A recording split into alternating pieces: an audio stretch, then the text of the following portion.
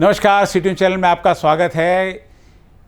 जैसा कि जानते हैं कि 10,43,000 की गुटखे की रेड अमरावती पुलिस ने की, क्राइम ब्रांच 1 ने। उसके बाद गाड़गे नगर में वह केस सौंप दी गई और वहां पर गाड़गे नगर पुलिस ने सक्रियता दिखाते हुए पहली बार आरोपी का 2 दिन का पीसीआर लिया। यह नई विशेष बात है और इस सारे चीज़ में अमरावती में गुटखे का व्यापार किस प्रकार से चलता है यह हम आपको बताएंगे। ये छोटी सी जानकारी आपको कि 2 दिन का पीसीआर मिला अपडेट है। इससे पहले कहीं पर भी गुटखे की रेट तो बहुत रोजाना होते रहती है, हर 8 दिन में कहीं ना कहीं गुटखा पकड़ा जाता है, लेकिन पीसीआर कहीं नहीं मिला। अब पीसीआर के माध्यम से उसके आकाओं तक पहुंचा जाएगा कि आखिर यह माल कहां से आता है और किस प्रकार का इनका नेटवर्क होता है। नेटवर्क के बारे में हम आपको जानकारी देंगे कि किस प्रकार का नेटवर्क होता है, क्या पुलिस उस नेटवर्क तक पहुंच जाएंगी, क्योंकि एक बहुत बड़ा मैनेजमेंट और नेटवर्क, क्योंकि ये कोई चोरी छिपे वाला धंधा नहीं है, ये खुले आम धंधा होता है, खुले आम बिकती है। सारा डिस्ट्रीब्यूशन नेटवर्क होता है ये गुटखे का। माल पूरा अमरावती में यहाँ पर जो आता है पांडुरना के माध्यम से। पांडुरना में कई फैक्ट्रियाँ हैं गुटखे की, और दिल्ली से और बाहर से भी जो माल आता है वो पांडुरना उतरता है। और एमपी के माध्यम से अमरावती के साथ में यदि नागपुर से देखा जाए तो महाराष्ट्र के बॉर्डर पे उधर नंदुरबार तक पूरी एमपी की बॉर्डर। तो एमपी में यह माल पर बंदी नहीं है, वहाँ पर माल बनाया भी जाता है, बेचा भी जाता है। और वहाँ के डिस्ट्रीब्यूटर, होलसेलर, स्टॉकिस्ट जो भी रहते हैं वह जो बिल बनाते हैं वहीं का बना देते हैं। यह हो गई वह बात जो माल फैक्ट्री से जीएसटी पेड करके निकलता है। इसके अलावा हमने जो अभी गुटखे का माल की रेड हुई उसमें देखा कि कई इस पर मैन्युफैक्चर नहीं है, मैन्युफैक्चर डेट नहीं है, एक्सपायरी डेट नहीं है, बैच नंबर नहीं है।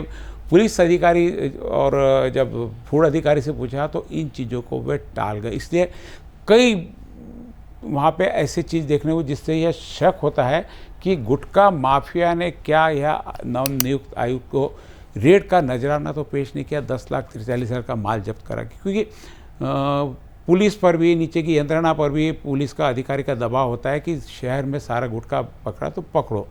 तो ऐसे समय पे सारी चीज़ें कि भाई ऊपर से दबाव है, 1-2 जगह रेड करा। जैसे हमने देखा कि वर्ली में भी कई बार होती, ऊपर से दबाव तो वर्ली वाले 2 लोग देते, केस बन जाती है, 2-4 हज़ार का माल पकड़े जाता है और वहाँ जाता है, वो छूट के आ जाता है।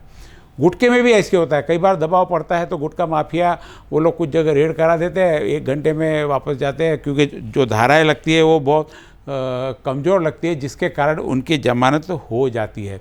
लेकिन इस बार ऐसा नहीं हुआ। इस बार धाराओं में 123 भी लगाया, जिसके अंतर्गत 10 साल की सज़ा का प्रावधान है, जिसके कारण उनकी जमानत वहाँ पे पुलिस स्टेशन से ना वह नहीं हो पाई और पुलिस को 2 दिन की रिमांड मिल गई है। अब इस रिमांड में पुलिस किस प्रकार से काम करती है, किस ईमानदारी से काम करती है और कहाँ तक पहुँचती है तो आने वाला वक्त बताएगा। फिलहाल हम बता रहे हैं कि इस गुटखे का व्यापार कैसा होता है, जो पुलिस वालों को उस चैन तक पहुंचना है। यह एक पूरा एक डिस्ट्रीब्यूशन नेटवर्क वर्क करता है, जिसमें स्टॉकिस्ट है, डिस्ट्रीब्यूटर है, उसके नीचे फिर डीलर है और एजेंट है। राजेश केशवानी पकड़ा गया एक मात्र एजेंट है। ये एजेंट ऐसे करीब पूरे अमरावती डिस्ट्रिक्ट में 100 के आसपास एजेंट होते हैं। जो माल पकड़ा गया उनका 1 हफ्ते का कोटा है, करीब महीने का 40 से 50 लाख का एक एजेंट माल बेचता है। इस प्रकार से अमरावती में करीब 400 करोड़ का माल पूरे अमरावती शहर में बिका। और ये माल मैंने बताया कि जैसे पांडुरना एमपी, इधर धारनी के मार्ग से, बैतूल के मार्ग से, चांदूर बाजार होते हुए, वरुड़ होते हुए, मोरशी होते हुए, परतवाड़ा होते हुए ये अमरावती में प्रवेश करता है। अमरावती से कई जगह आसपास भी जो अमरावती के पास की डिस्ट्रिक्ट है, अकोला है, बुल्ढाना है, वो यहाँ तक जाता है। और उसके आगे फिर जलगांव से भी एमपी की बॉर्डर लगती है, तो जलगांव से भी शायद वहाँ से होता हो, क्योंकि जलगांव की बहुत ज़्यादा जानकारी है। नंदुरबार तक पूरे मध्य प्रदेश की बॉर्डर यहाँ पर लगी हुई है। जो यहाँ से इंदौर, पांडुरना, उसके बाद में नज़दीक में इधर बैतूल है, इन जगह से सारा माल आता है। डिस्ट्रीब्यूटर सारे बहुत सारे इंदौर में भी बैठे हैं, लेकिन पूरा काम अमरावती वालों का पांडुरना के माध्यम से चलता है। पांडुरना में स्टॉकिस्ट भी है, पांडुरना में फैक्ट्री भी है, पांडुरना में प्रोडक्शन भी होता है। तो कई प्रकार के ब्रांड यहाँ पे आते हैं और सबके डिस्ट्रीब्यूटर्स अलग अलग है। करीब 2 बड़े डिस्ट्रीब्यूटर और 4 से 5 छोटे डिस्ट्रीब्यूटर है, जो 2-2, 3-3 कंपनियों का काम। बड़ी कंपनियों में यदि बात करें तो पान बाहर कई सालों से हम देख रहे हैं कि करीब 30-40 सालों से तो ये ब्रांड हम लोग देखते आ रहे, जो चलता है। कुछ कानपुर के हैं, कुछ दिल्ली के हैं। उसके बाद में रजनीगंधा बड़ा ब्रांड है, माणिकचंद बड़ा ब्रांड है। माणिकचंद का यहाँ कोई हमने पता कि कोई डिस्ट्रीब्यूटर नहीं, सारे लोग डायरेक्ट ला के माल बेचते। इसके अलावा कई बहुत सारे माल ऐसे हैं जो यहाँ पे विमल का बहुत माल चलता है। उसके बाद में बाजीराव गोल्ड, पान पराग बताया मैंने, विमल, रजनीगंधा, तुलसी पान मसाला, जी जोल्ड, मस्ताना तंबाकू, N5, सरताज सुपारी, धीरज गोल्ड, नज़र 9000, नज़र 5000, नज़र प्रीमियम, हॉट पान मसाला, नागपुरी प्रीमियम, विमल, बाजीराव कई रंगों में आती है, विमल कई रंगों में आती है, पान बहार 777 पान मसाला, पान रसिया, राजश्री, अन्नी गोल्ड सुपारी, V1 तंबाकू, मस्तानी तंबाकू, H5 तंबाकू, रजनीगंधा, ये सारे के सारे माल अमरावती में आते हैं। अलग अलग डिस्ट्रीब्यूटर आते, डिस्ट्रीब्यूटर अपने होलसेलर को देता है। ये सब हालांकि माल सब खुलेआम यानी ऐसे चिल्ला के माल नहीं बेचते कि रजनीगंधा ले लो, पान पराग ले लो। सबका डिस्ट्रीब्यूशन है, कुछ ऑटो से पहुंचाया जाता, कुछ साइकिल से पहुंचाया जाता, कुछ स्कूटर से पहुंचाया, पान ठेले वालों तक, और जो जो लोग बेचते हैं सब लोगों के पास ये माल पहुँचाया जाता है। माल पूरा नकदी में बिकता है, और इसमें से कई माल बेचते बेचते कई बार माल रखा रह जाता है, नहीं बिकता है, जिसके कारण कुछ वो लाल हो जाता है, तो कस्टमर जो इनका रिटेलर होता है वो वापस देता है, माल लेते हैं। तो ऐसे माल को छाट कर जब ऐसी रेड पड़ती है तो वहाँ पर वह जो नष्ट करने वाला माल है पुलिस के ताबे में दे दिया जाता है।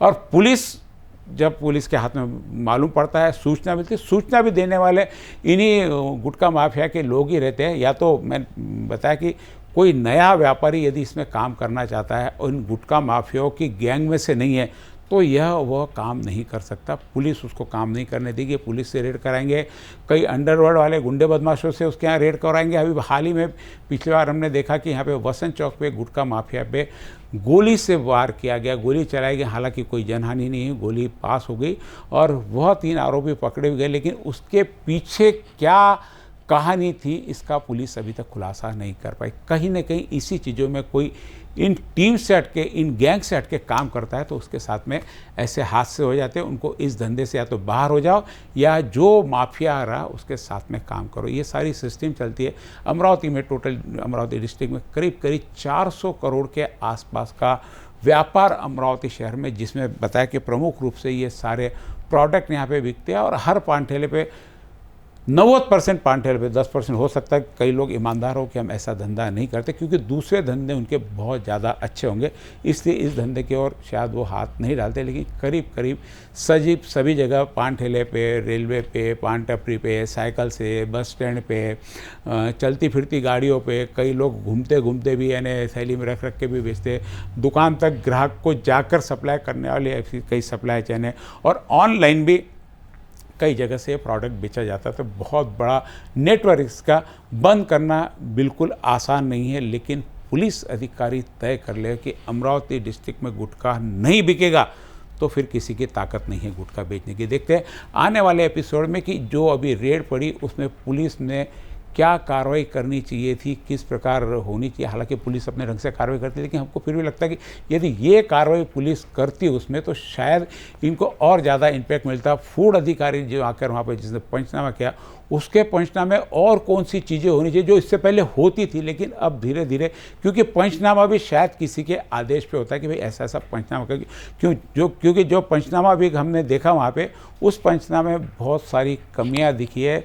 फूड ऑफिसर ने मात्र एक 59 नंबर की धारा लगा के मामला बहुत आसान कर दिया उनको छूटने के लिए, कि क्या और बहुत सारी उसमें संभावना थी। देखते हैं एक अगले एपिसोड में। जब तक देखते रहिए आप सिटी न्यूज़। नमस्कार।